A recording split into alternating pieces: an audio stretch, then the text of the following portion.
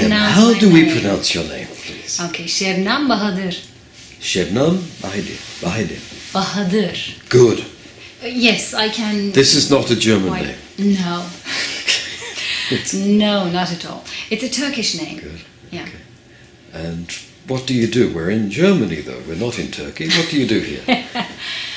Well, I'm the daughter of a so-called guest worker. My father came here 1960 as one of the first Turkish workers from Turkey to Germany.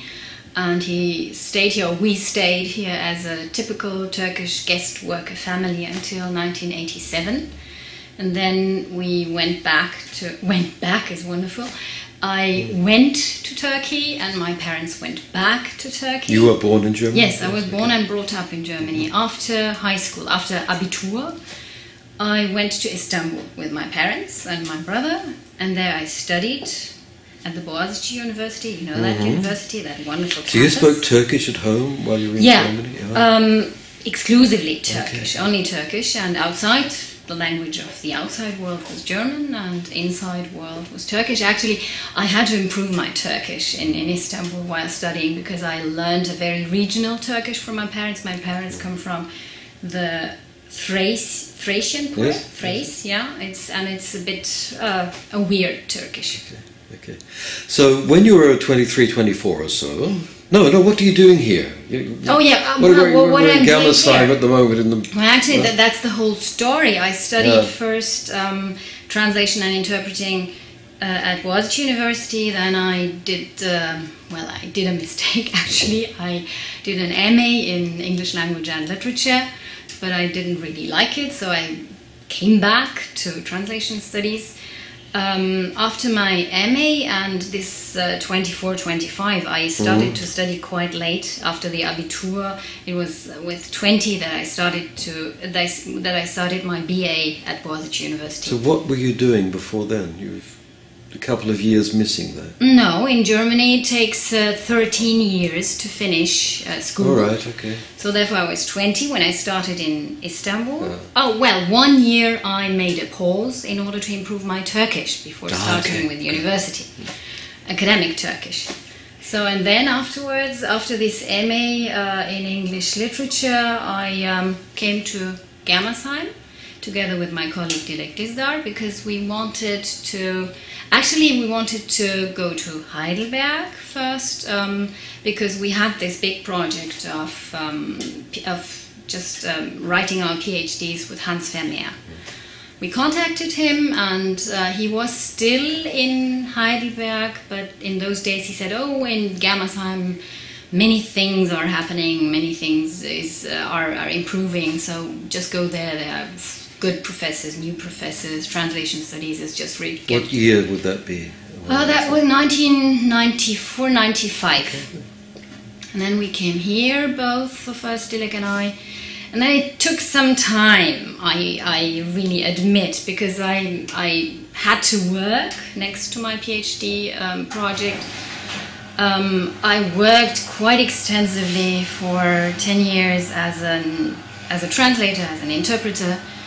I changed my PhD topic 3 times, and I changed my PhD advisors 3 times. I think this is not a good message to your students. That's okay, it's so that, real life. You know. I'm a bit a difficult person. I don't like to be dominated. So you finished up doing the PhD in Heidelberg, actually. In Heidelberg, after all. With Hans Vermeer. Oh, right. Okay. So it was a cyclical movement. I had some years in Vienna with Franz Pöchacker, wonderful years, but it somehow didn't work. And I first started here in Germersheim with Andreas Kilitat. And as I said, it was also because my project changed, my topic changed. And then I had all these projects outside university because I didn't have a position during my PhD studies. I didn't have really paid work at the university. I had to work as a translator and interpreter, but then I discovered that I could also work as a trainer in community interpreting projects for migrants because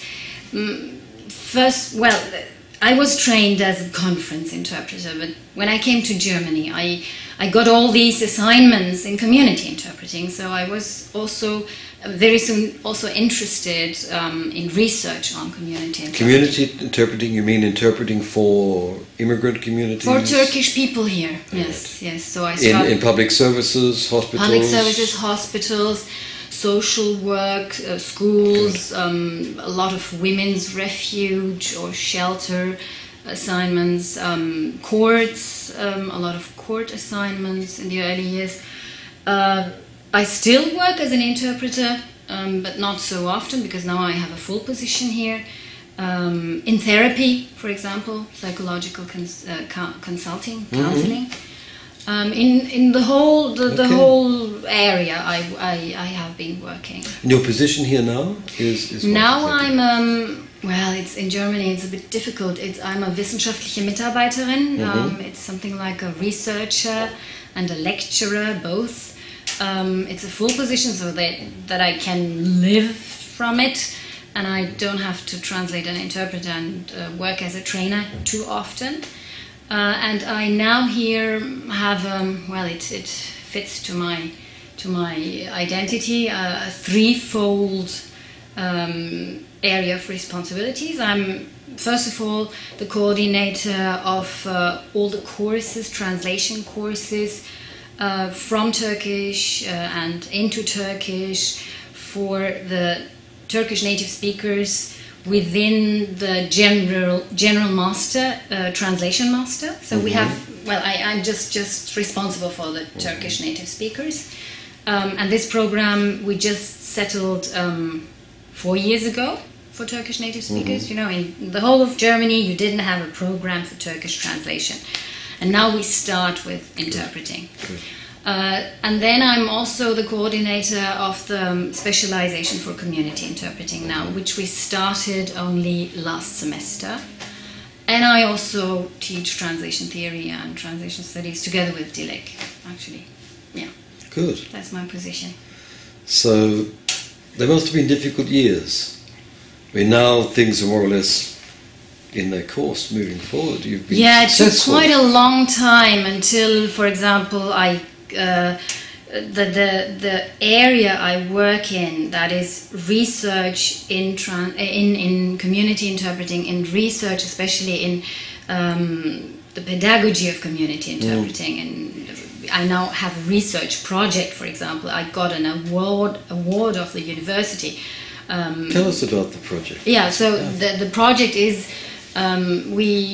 I have now a team, and we work on a method I gradually developed. I started out end of the 1990s when I started out to work with the migrants. When I got the first assignments, they told me, okay, a project in Köln, for example, they said, okay, we have some migrants and we want to use them as interpreters. Come and you have one weekend and train them as interpreters. And in those days I just started trying to adapt things I learned in conference interpreting classes, like note-taking and terminology and something like that, but it didn't work. So by getting into touch with this very specific students, the migrants in the middle of this community, also elder people, not the usual type of students you have at university level, I just started to work out new methods, and I also combined another passion of mine which I left when I studied. I actually wanted to become an actress. And to study theatre and drama and performance studies, and then I said, okay, I can combine the two.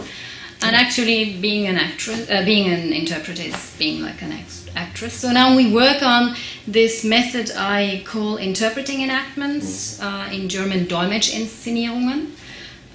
We try to somehow develop it, and we now use it in community interpreting classes. But let's say the university is also interested that we try to develop some framework for the use of this method, for example, for conference interpreting pedagogy or training or education. That's nice. And also I mean, you started from applying conference to community, and now and now the other way around, just because that's really very important. Well, because in this project we start out not with the notes and the words and the terminology, but we start out, and this is very important, and I think it's also a very important message of the university that I got this grant, this award, this money. It's a method starting out with the body. We do a lot of voice training, body training, and the courses are 8-hour courses. Well, the courses we give for a term. For example, you have to provide 2 hours per week for a term. We just block them. We have 8 hours a day, and we meet 4 days in a semester. And we do real theatre work. That means we work first on our bodies. And it's always like, I also work on my body every time I work with my students. I'm on my voice. And then we work on scenarios. And the wonderful thing is that because I get funding, I can invite real experts. I work with doctors, with nurses, with psychologists, with psychiatrists, with social workers. A lot of social workers are interested. Well, we just tell them, okay, we're working like this, and would you like to join us? And some are paid by the ministry, some are paid by the university. Some say, oh, we're so interested, we come. And they, at the same time, get something like a sensitization course, because these experts mostly had never worked with interpreters. They come in and say, okay, I'm the expert now, well, just interpret. And it's wonderful to see how this dynamics just develops. And do you get the doctors doing the body training and the voice training? That's very difficult. Okay. Actually, they prefer just to work on the scenario and on the clients. And well, nobody is just there is no nobody has to do something. Some students are also quite reluctant. They have problems in opening up all the bodily capacities they have, and some are shy. Some just stay very much in the background for 1 or 2 training days. But at the end, most of the students have great delight in this method. Okay. Tell me, to finish, what kind of research do you think we need in translation studies in general? I guess particularly in community interpreting. I think we really urgently need new methods of teaching. I think there is, and this is just one method. I do believe that we should much more profit from performance studies or from theatre studies, but there are also other areas we could somehow discover for translation and interpreting pedagogy. I think the training of interpreters and translators is too much intellect and ratio based. This morning I was so fascinated by Brigitta Busch's paper. I think the emotions, for example, the body and the emotions are so much excluded. They are forbidden in the class. And this is something very unrealistic, because outside, in the world of translation and interpreting, in the field outside there, students have to cope with emotions, with morals, with ethics, with all these things. And these things have to do quite a lot with our body. They are not only related here in my brain. And they don't learn how to just manage to work with their emotions, to handle them, and to use them profitably. Şebnem, thank you very much. Okay, good. So,